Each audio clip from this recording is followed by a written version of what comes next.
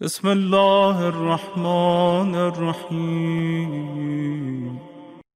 شیطان ہے ضرور، مگر اس کے پاس کوئی قوت و طاقت نہیں ہے، کچھ نہیں ہے۔ زیادہ سے زیادہ جو شیطان کر سکتا ہے وہ کیا؟ وسوسہ۔ اور آپ کے پاس کیا ہے اس سے بڑھ کر؟ ارادہ ارادہ انسانی عظیم ہے یا وسوسہ شیطانی؟ خدا کی قسم یہ میں ذہن میں نہیں تھا پہلے، لیکن جی چاہا کہ یہ بھی عرض کر دوں، عموماً لوگ عبادت چھوڑ دیتے ہیں، اچھے کام چھوڑ دیتے ہیں، کہتے ہیں شیطان نے بہکا دیا۔ بہت پہلے ایک خدا بخش لائبریری پٹنے میں ایک خطبہ دیا میں نے، تو کسی ذہین و فطین نے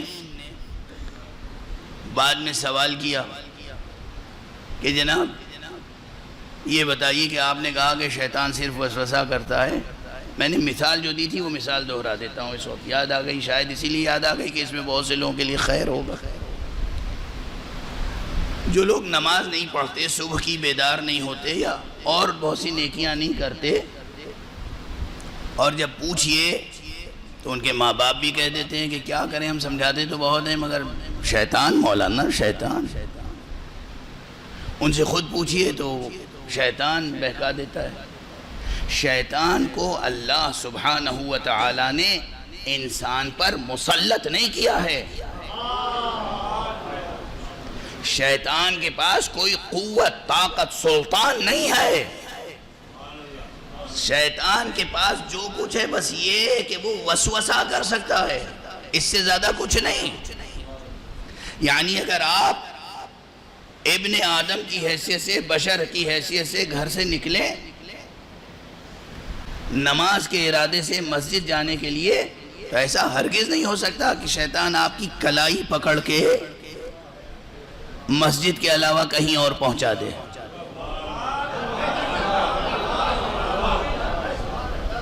ممکن نہیں ہے یہ معلوم ہوا کہ آپ وضو کرنے کے لیے، اور اس وقت جو مثال دی تھی وہ یہی تھی کہ لوٹے میں پانی لے کے آئے، لوٹا رکھا، وضو کرنے کے لیے آستین چڑھا رہے ہیں، اور اب جو دیکھا تو لوٹا غائب۔ معلومہ کون لے گیا؟ شیطان لے گیا، تاکہ آپ وضو نہ کر پائیں۔ کیا یہ ممکن ہے؟ کر سکتا ہے یہ شیطان؟ نہیں کر سکتا۔ شیطان نہ آپ کی کلائی پکڑ کے آپ کو مسجد کے علاوہ کہیں اور لے جا سکتا ہے، نہ آپ کے سامنے سے لوٹا ہٹا سکتا ہے، نہ آپ کے سامنے سے سجدگاہ ہٹا سکتا ہے۔ سجدگاہ بھی ہٹاتے ہیں تو کچھ انسان ہی ہٹاتے ہیں، شیطان نہیں ہٹا سکتا، ٹھیک ہے نا؟ تو شیطان کا خوف بھی دل سے نکال دیں، اپنی عزت سیکھیں، اپنا احترام سیکھیں بحیثیت انسان، اور جہاں جہاں کہا جاتا ہے مجازن کہ خدا سے ڈرو، خدا ڈرنے کی چیز نہیں ہے عزیزان گرامی،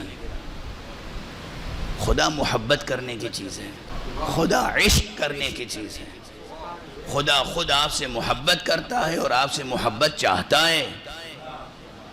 جو خود محبت کرتا ہو اور محبت چاہتا ہو، اس سے ڈرنے کی کیا بات ہے؟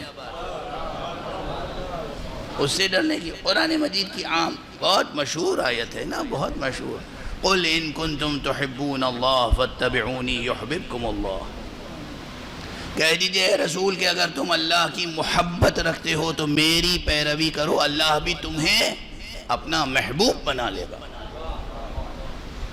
تو خدا محبت چاہتا ہے اور محبت دیتا ہے، محبت کرتا ہے۔ خدا سے کیا خوف؟ خدا سے تو ناز کرو، ناز بندگی پیدا کرو، خدا کی بارگاہ میں حاضری دو اور جو چاہو طلب کرو، اسے کہتے ہیں ناز بندگی۔ اللہ بعزیز، جو چاہو طلب کرو، وہ قادر علی الاطلاق ہے، غنی علی الاطلاق ہے، فیاض علی الاطلاق ہے۔ ممکن نہیں ہے کہ جو اس کو چاہتا ہے اور وہ جسے چاہتا ہے وہ کچھ مانگے اور وہ نہ دے۔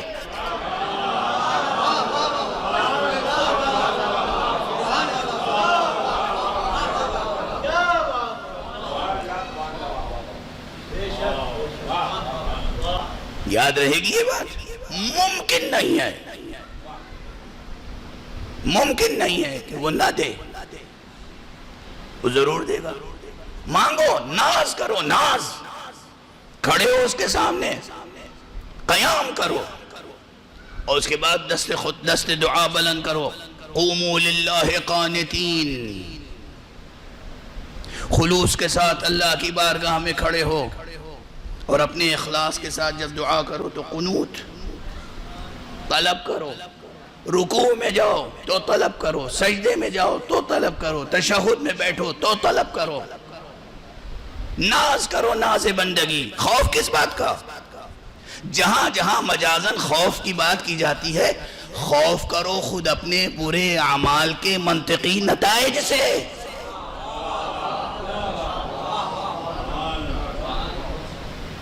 خوف ہے خود اپنی غلطیوں کے منطقی نتائج سے۔ واضح ہے بات؟ خدا کا کیا خوف؟ خدا کا کیا خوف؟ اگر کسی نے غلطی کوئی نہ کی ہو تو خدا مارے گا اسے، سزا دے گا، عذاب دے گا۔ خدا تو ویسے کسی کو مارتا ہی نہیں ہے، اگر حقیقی معنی میں مارنے کے معنی۔ جو خود مرنا بھی چاہتا ہے اسے جلاتا رہتا ہے، جینے کے مواقع فراہم کرتا ہے، جینے کے اسباب فراہم کرتا ہے، جینے کے حوصلے عطا کرتا ہے۔ اچھے اہل فن اور اہل فکر شعراء موجود ہیں۔ اکثر میں زور دیتا ہوں ممبر سے طلاب علوم دینیہ کے لیے بھی کہ کلاسیکی لٹریچر جو ہے، فارسی میں حافظ شیرازی، سعدی، اور وہ بھی سعدی کی غزلیں ہیں، صرف گلستان و بوستان نہیں۔ گلستان و بوستان میں مکتبی باتیں، ابتدائی باتیں، اخلاقی باتیں ہیں، اس کی غزلوں میں عرفانی باتیں ہیں، اس کی غزلوں میں عرفانی قدریں ہیں، اس کی غزلوں میں عشق حقیقی اور اس کے اثرات اور اس کے برکات ہیں۔ پورے اشعار سمجھیں اور پھر اپنے نفس کو اسی سانچے میں ڈھالیں۔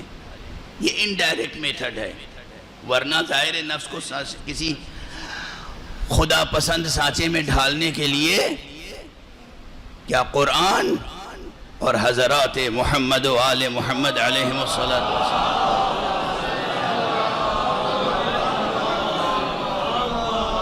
کے اقوال کافی نہیں ہے؟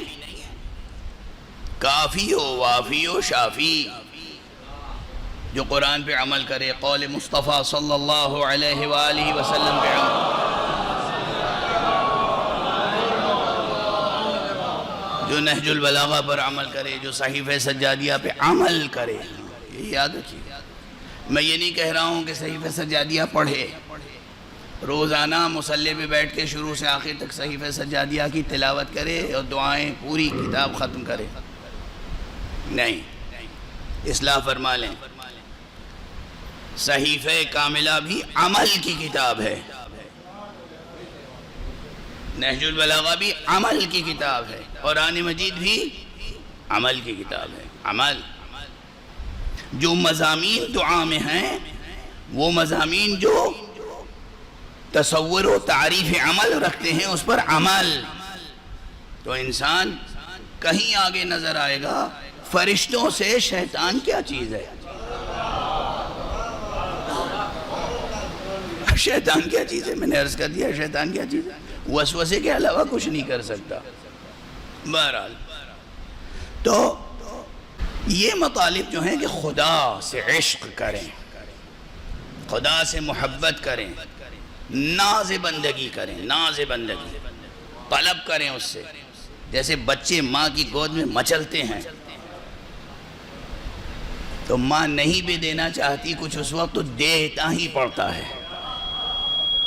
خدا کے سامنے مچل کے دعا کر کے تو دیکھو، بس ایک شرط ہے، وہی دعا قبول نہیں ہوگی جو حقیقتاً آپ کے لیے نقصان دہ ہوگی، وہی دعا۔ مثلا بچہ مچل رہا ہے کہ مجھے انگارہ دے دیجئے ہتھیلی پر، اماں کبھی نہیں دے گی، چاہے وہ کتنا ہی روئے، چلائے، گڑ گڑائے، ماں کبھی نہیں اس کے ہتھیلی پہ انگارہ رکھے گی۔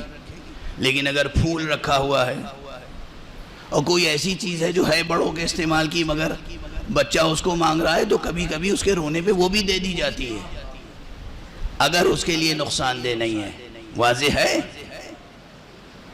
تو خدا کے سامنے مچلنا تو سیکھیں، آپ مچلنا سیکھیں، ناز بندگی دکھائیں تو صحیح۔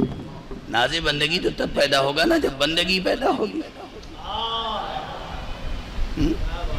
بہرحال یہ چند جملے آ گئے زبان پر تو عرض کر دیا میں نے۔